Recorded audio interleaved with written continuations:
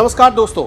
लखनऊ की चमकदार सड़कें और ऊंची ऊंची इमारतें जिनके पास रोंगटे खड़े कर देने वाले राज दफन हैं और यहीं बसे सुशांत गोल्फ सिटी के Omaxe R1 orchid flat number 104 के भीतर क्या चल रहा था, वहां की दीवारें इस बात की गवाह हैं। यहां ऐशो आराम और लग्जरी लाइफ के हसीन सपनों का सौदा जिस्म से होता था और इसकी सरगना थी 49 साल की उज्बेकिस्तानी लोला कायूमोवा, जो ऐसे खतरनाक और जुनूनी खेल में शामिल थी जहां ताउम्र जवान रहने की उसकी सनक ने उससे इंसानियत की सारी हदें पार करवा दी थी। सोचिए, जवान रहने की उसको ऐसी लत लग गई थी, ऐसी लत जिसने उसे हद तक पागलपन की तरफ धकेल दिया था।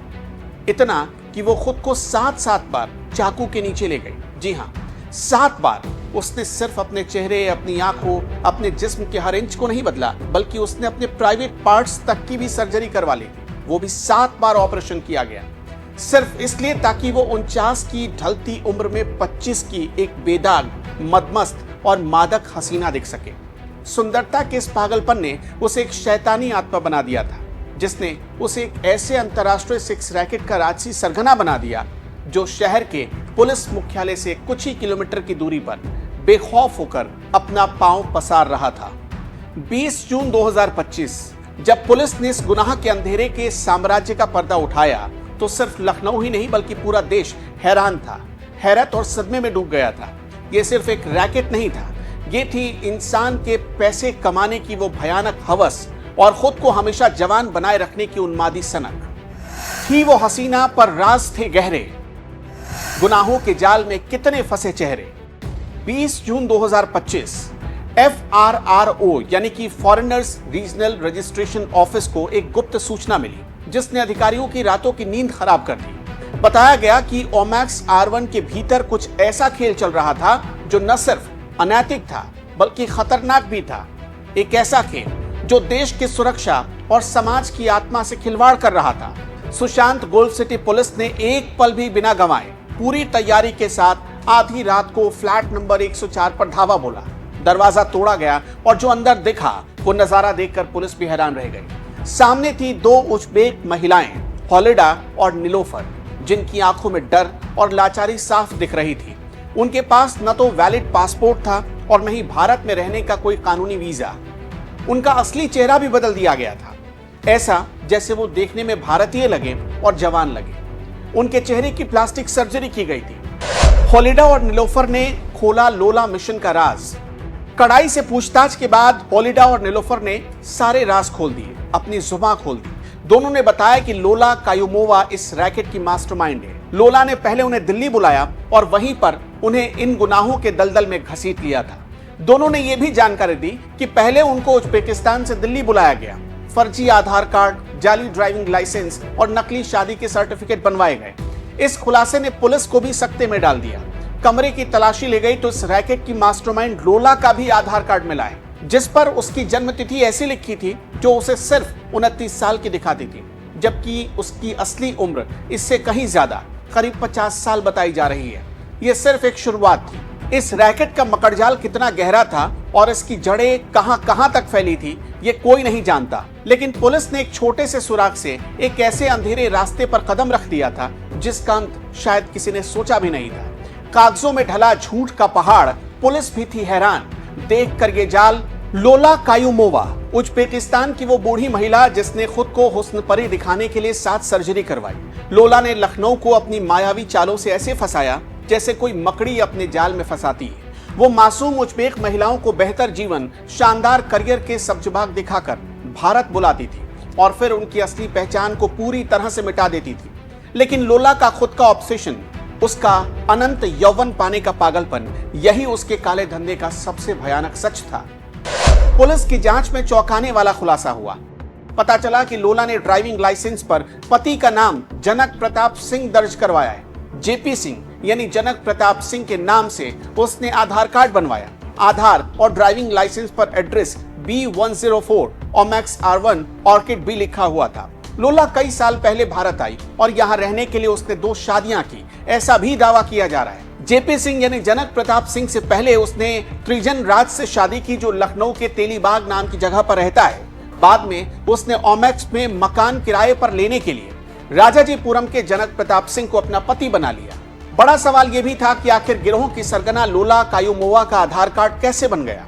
पुलिस की जांच में यह भी बात सामने आई है कि लोला कायूमोवा का स्थायी ड्राइविंग लाइसेंस 12 दिन पहले ही बना है, यानी जब ये छापेमारी हुई उससे ठीक 12 दिन पहले 11 जून 2025 को यह ड्राइविंग लाइसेंस जारी हुआ था, जिसकी वैलिडिटी 10 जून 2035 तक की थी। कुछ मीडिया रिपोर्ट्स में यह भी दावा किया जा रहा है कि कुछ साल पहले कभी थाईलैंड दौरे पर गए लखनऊ के एक बड़े सर्जन से उसकी मुलाकात हुई थी। उसी डॉक्टर के साथ साठगांठ के बाद उसने अपने गुनाहों को एक नया कानूनी जामा पहनाया। लखनऊ के नामी गिरामी सर्जन डॉक्टर विवेक गुप्ता का नाम इसमें आ रहा है। डॉक्टर विवेक गुप्ता पर आरोप है कि वो लोला के इस इलीगल धंधे के पार्टनर भी बन गए थे। उन्होंने उज्बेकिस्तान से लाई गई महिलाओं के चेहरे की प्लास्टिक सर्जरी की ताकि उनकी पहचान छिपाई जा सके और उन्हें जवान बनाया जा सके। लोला अब तक पुलिस की गिरफ्त से बाहर है और पुलिस उसके इस रहस्यमयी अतीत और हर चाल को समझने के लिए रेड कॉर्नर नोटिस के जरिए अब दुनिया भर में शिकंजा कसना चाहती है। लखनऊ का वो मशहूर सर्जन जिसने मेडिकल प्रैक्टिस के नाम पर सारी हदें पार कर दी, उसने होलिडा और नीलोफर जैसी मासूम महिलाओं के चेहरे को भी इस तरह से बदल दिया कि वो बिल्कुल भारतीय लगे, उनकी उम्र कम लगे।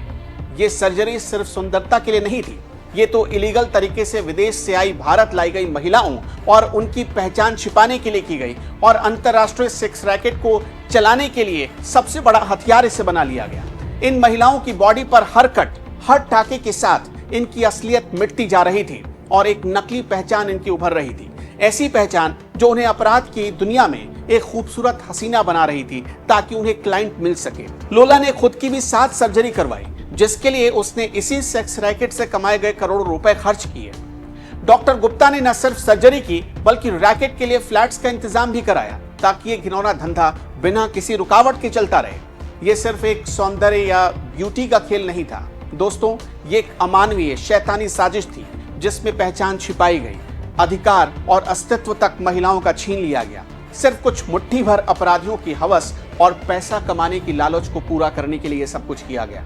हर सर्जरी के साथ महिलाओं की उम्मीदें कट जाती थी और एक भयानक सच सामने आता रहता था, जिस्म के बदले चेहरे बदल दिए जाते थे। इस रैकेट की नींव सिर्फ शारीरिक बदलाव पर नहीं टिकी थी बल्कि झूठ और धोखे की एक माया जाल पर बनी थी। लोला और उसका शातिर साथी त्रिजिन राज, जो खुद को एक नामी GTS न्यूज का पत्रकार बताता है, सोचिए एक पत्रकार भी इस दलदल में फंस चुका था। उसने लोला के साथ मिलकर फर्जी दस्तावेजों का ऐसा मकड़जाल बुना जिसे भेदना नामुमकिन था।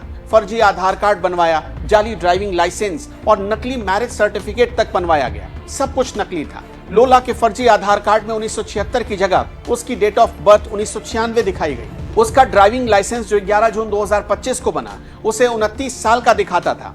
इन जाली कागजों ने उज्बेक महिलाओं को लखनऊ में एक सुरक्षित कवर दिया जिससे वो बिना किसी शक के छिप सके और ये घिनौना धंधा चलाते रहे। और क्या आप जानते हैं कि लोला ने एक ग्राहक को तो अपना फर्जी पति भी बना लिया, नकली शादी तक कर ली। ये जाल इतना पेचीदा हो गया, इतना बारीक बुना गया कि खुद पुलिस भी हैरान रह गई। हर दस्तावेज एक नई कहानी कह रही है जो इस रैकेट को और भी गहरा और भयानक बनाती है। झूठ के कागज हर राह बंद करे, अब पुलिस भी कैसे सच का पता करे। 20 जून की वो रात जब पुलिस ने उस फ्लैट पर धावा बोला तो वर्षों से चला आ रहा अंधेरे का साम्राज्य एक झटके में बिखर गया। फिलहाल पुलिस ने भारतीय न्याय संहिता की धारा 318(4) यानी धोखाधड़ी, धारा 61 यानी साजिश, फॉरेनर्स एक्ट 1946 और इमिग्रेशन एक्ट 2025 के तहत संगीन धाराओं में मामला दर्ज किया है। होलिडा और नीलोफर को तुरंत हिरासत में ले लिया गया और उनकी डिपोर्टेशन प्रक्रिया शुरू कर दी गई है। लेकिन इस कहानी का सबसे बड़ा ट्विस्ट अभी बाकी है। छापेमारी से ठीक पहले लोला, त्रिजिन राज और डॉक्टर गुप्ता रातों रात गायब हो गए हैं, जैसे वो हवा में घुल गए हों। DCP साउथ, निपुण अग्रवाल और LIU की टीमें अब इस पूरे नेटवर्क की जड़ों को खोदने में दिन रात एक कर रही हैं। उधर उज्बेकिस्तान ने लोला के खिलाफ इंटरपोल नोटिस जारी कर दिया है। इसके बाद भी वो भारत आई और कई महीनों से भारत में रह रही है। खैर, देश के अन्य शहरों में भी ताबड़तोड़ छापेमारी चल रही है। कहा जा रहा है कि वो एक इंटरनेशनल जासूस भी हो सकती है। इसलिए अब योगी सरकार की पुलिस लोला को छोड़ने के मूड में नहीं है। वैसे लोला के खिलाफ किस तरह की कार्रवाई होनी चाहिए और पुलिस इसे कैसे रोक सकती है ताकि भविष्य में लखनऊ और उत्तर प्रदेश की सुरक्षा के साथ साथ देश की सुरक्षा पर कोई आंच न आए? आप हमें कमेंट बॉक्स में अपनी राय जरूर बताइएगा।